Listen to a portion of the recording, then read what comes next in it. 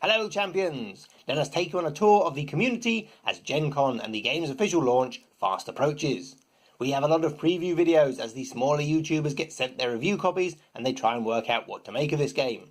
And what surprised us is that how many of these videos are powered by child labour. It's all very Dickensian. First up with the miniature mascot is the Dog and Thimble with a 6-minute overview of the game. Then we have Board Game Geek, which is best known for their seminal website. It is a basic 7-minute overview of the game, starring a tiny tot with teeny hands which says Booty Pack instead of Booster Pack. Stay tuned for the outtakes at the end.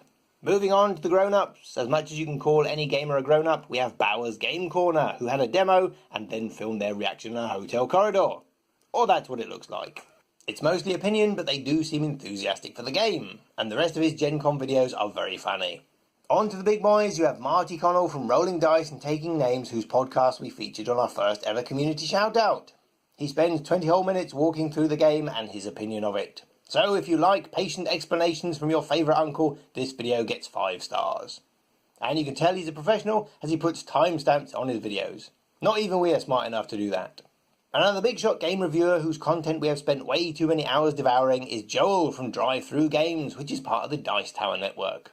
There is more than 10 minutes of explanation and then his evaluation. If you are still on the fence and want a good review in a short time, then check this out. And he's going to be at Gen Con bringing his decks. In Facebook news, the unofficial Facebook group is growing. It is run by Matt from Six Sages Gaming, who is very enthusiastic about the game. It is a closed group, so you will need a Facebook account to get inside. In official PlayFusion news, they had their first Champions live stream on Twitch and basically played the game and answered questions on stream, as well as running one of the world's most convoluted competitions to win a Founders Pack.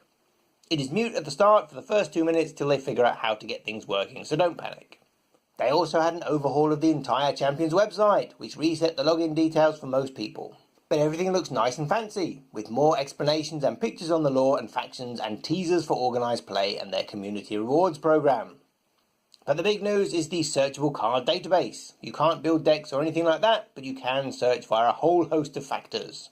In Champions Chronicle news, on the main Arc of Chronicle site, we have released spoiler-free unboxings of the starters, with full spoiler slideshows for each faction, plus a 60 seconds-ish unboxing of a Founders Pack, and a guided tour of the new card database on the Warhammer Champions website.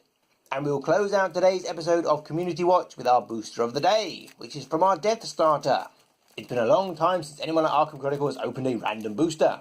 These are brand new, never seen before cards, which means we get to be excited by commons. Wow. Instead of fumbling about like a drunken juggler, let's do this properly. Here we have our commons, no neutral and no order. Let us know in the comments which of these is your MVC card, or most valuable common. Here are the uncommons, and again it is chaos heavy. Let us know in the comments your most MVU, most valuable uncommon out of these 3. And our rare is a Chaos Champion. Is there a sign going on here, people? This was the Death Starter, and it's jam-packed with chaos. Now you have 2 slots for Blessings or Champions, and we have 1 of each. And finally, here is the foil, a War Boss Recruiter Champion from the Destruction faction.